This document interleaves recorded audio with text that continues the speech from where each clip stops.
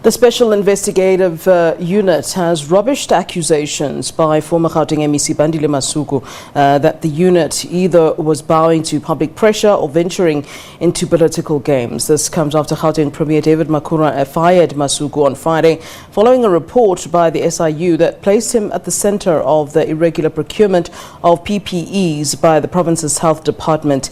The report said Masuku not only knew about it, but he promoted and facilitated it and merely turned a blind eye to what some people have come to describe as the Gauteng PPE tender bonanza. He has since vowed to take the report on review, but SIU Spokesperson Kaizer Kganyago denies any political malpractice, saying that Masuku is free to take the report on review. I think on the first part, we are saying that it is his right to challenge our report if that is what he wants. We live in a country where everybody has got the right to do that. And once he does that, we will be able to rebut that in the papers when we respond to the court. And on the issue of politics, we don't play politics at the SIU. Our investigations are very simple. They are allegation-based and our outcomes are evidence-based. Therefore, even in this particular instance, when we gave the report, we didn't just give the report.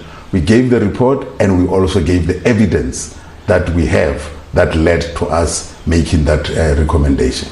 Therefore, from where we're sitting, we can safely tell you that there's no politics that is involved. We are not politicians and we are not even aspiring to be one.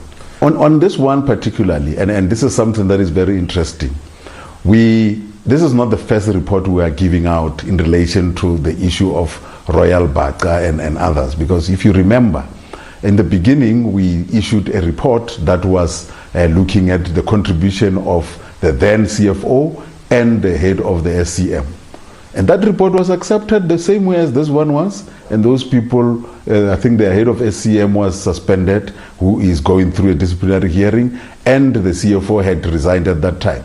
We then went further on that one to freeze her pension, to make sure that when we get to the end of the investigation and there's something that we need to get from her, we need to do so. 2 weeks ago, we issued a similar kind of a report about the head of department of Gauteng Department of Health. It was accepted similarly. Nobody said there was political anything. It was accepted and he was suspended.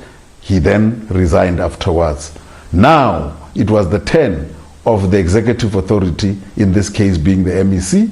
We were looking at that particular part and we have given the recommendation. And in our recommendation, we asked the Premier to do an administrative action against the MEC.